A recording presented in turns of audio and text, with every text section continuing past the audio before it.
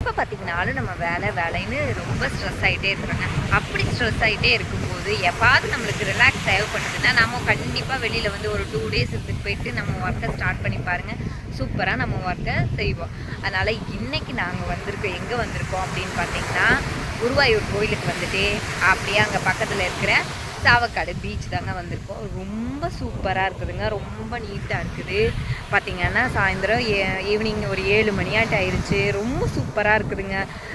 சூரியன் மறைகிறதெல்லாம் பார்த்தோம், அவ்வளோ அழகாக இருந்துச்சு.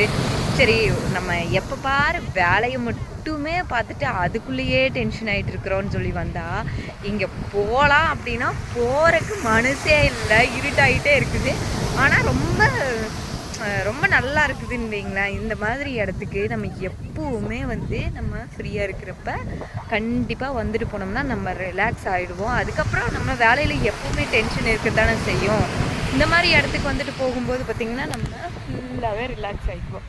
நீங்களே பாருங்களேன் எப்படி இருக்குதுன்னு. கடல்லாம் பார்த்திங்கன்னு வைங்க, ரொம்ப சூப்பராக இருக்குதுங்க. நீங்களும் அந்த மாதிரி குருவாயூர் கோயிலுக்கு போகிறீங்க அப்படின்னா கண்டிப்பாக நீங்கள் இந்த பீச்சை மிஸ் பண்ணிடாதீங்க. ரொம்ப கூட்டமெல்லாம் இல்லைங்க. நாளுங்கிறதுனால கூட்டம் இல்லையோ இல்லை எப்போவுமே இந்த மாதிரி ஃப்ரீயாக இருக்குமான்னு தெரியல, கூட்டம் இல்லாமல் ரொம்ப சூப்பராக இருக்குதுங்க.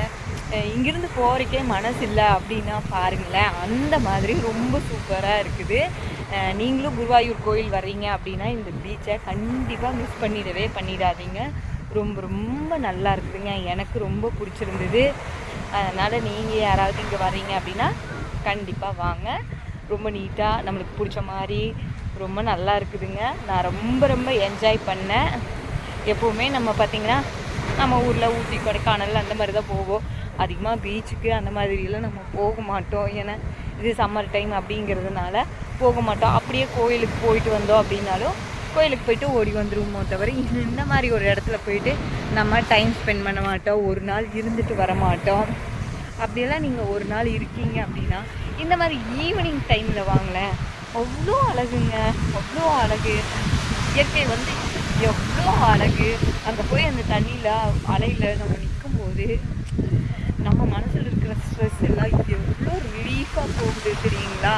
அதனால் இதை நீங்கள் மிஸ் பண்ணிடாதீங்க. எப்போவுமே கூட்டத்தில் இருக்கிற பீச்சுக்கு போகிறத விட இந்த மாதிரி ஃப்ரீயாக ஒரு இடத்துல இருக்கிற பீச்சுக்கு வந்து பாருங்கள். அதில் கிடைக்கிற சந்தோஷமே தனிதாங்க. இந்த எனர்ஜி எனக்கு 1 இயருக்கு தாங்குங்க. நம்ம வேலையில் எவ்வளோ ஸ்ட்ரெஸ் இருக்குதுன்னு உங்களுக்கே தெரியும். கண்டிப்பாக இந்த எனர்ஜி வந்து எனக்கு ரொம்ப நாளைக்கு வரும். நான் ரொம்ப என்ஜாய் பண்ணேன். இன்னும் கோயிலுக்கு போகல. நாளைக்கு தான் குருவாயூரப்பனை பார்க்க போகிறேன். போயிட்டு எல்லாத்துக்காகவுமே நான் ப்ரே பண்ணிக்கிறேன். Thank you friends.